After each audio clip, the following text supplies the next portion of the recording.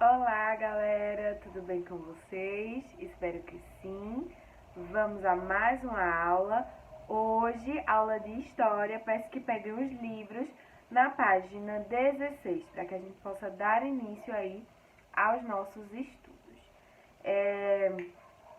Nós vamos começar na revisão, né? Teremos uma revisãozinha de atividades sobre todo o conteúdo que nós vimos anteriormente.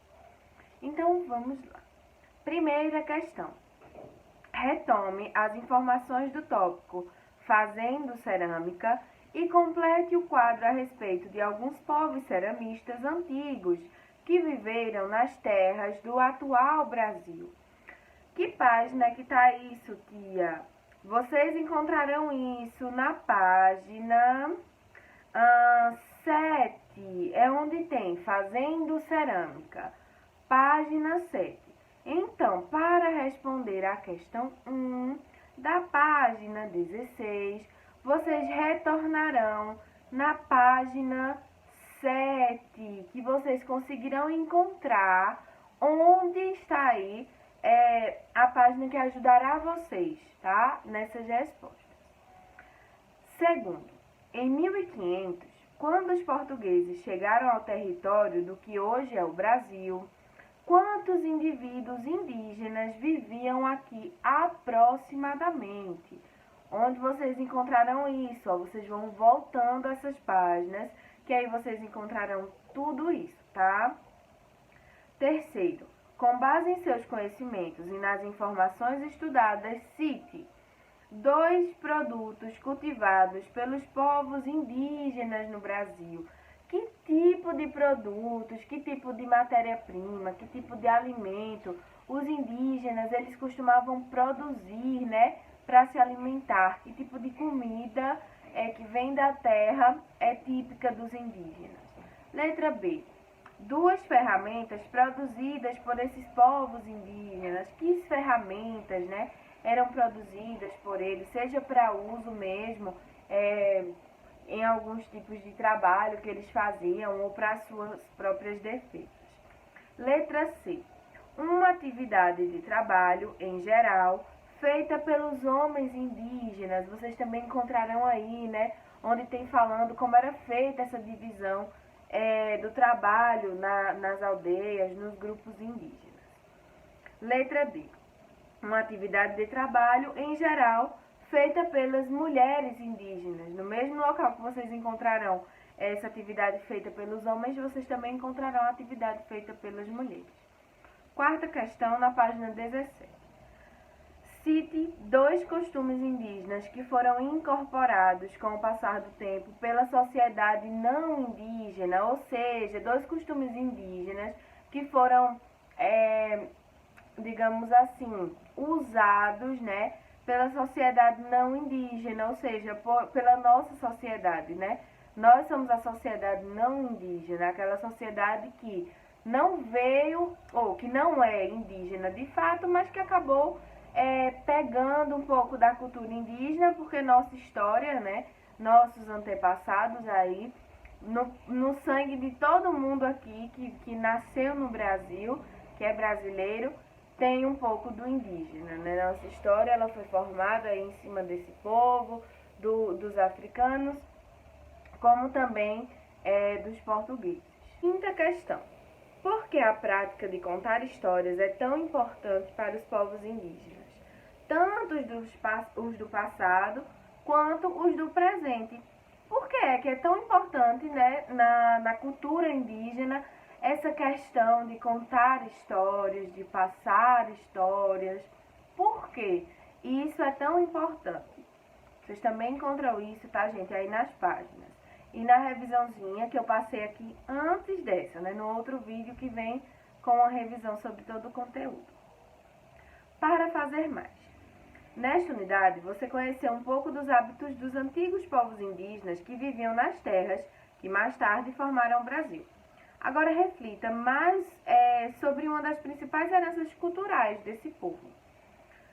Sexto, você sabia que muitos estudiosos organizam e publicam dicionários para listar e explicar as palavras de origem tupi-guarani na língua portuguesa? Um bom exemplo é o Dicionário Ilustrado Tupi-Guarani, disponível na internet. Acesse esse dicionário no endereço indicado a seguir e depois faça o que se pede. Vocês irão aí colocar esse endereço, né, no Google, né, para vocês pesquisarem, e aí vão encontrar o dicionário. E aí vocês vão fazer o quê? Vocês vão pesquisar 3 palavras em Tupi-Guarani e o significado de cada uma delas. Você pode fazer isso realizando uma busca pela primeira letra de cada palavra na página inicial do site. Nas palavras iniciadas com a letra P, Por exemplo, vocês podem notar vários termos usados em nosso dia a dia, como por exemplo, Pacaembu, Paca, Paçoca, Pará.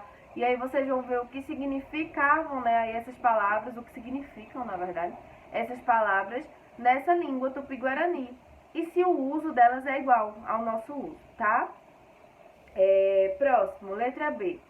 Registre cada uma dessas palavras e seu significado em uma folha de papel sulfite.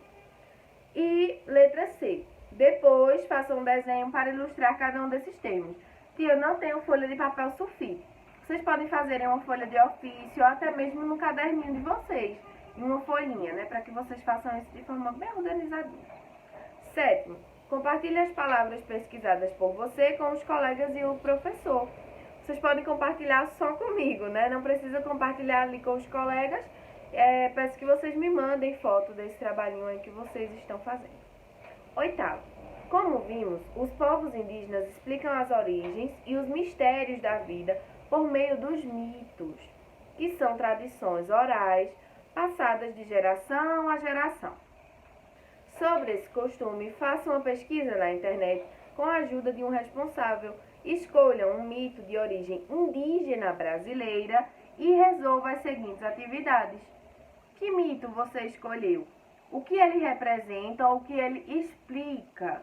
Letra B. Você encontrou a origem desse mito? Ele surgiu entre que povo indígena brasileiro? E letra C. No espaço a seguir, faça um desenho que represente o mito escolhido por você.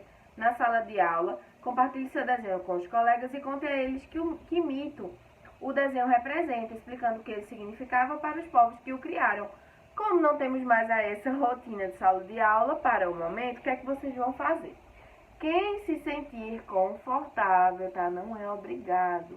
Quem se sentir confortável pode gravar um vídeo explicando esse mito, né? O que é que esse mito, sobre o que esse mito fala? Normalmente, os mitos indígenas, eles vão trazer explicações sobre o mundo, né?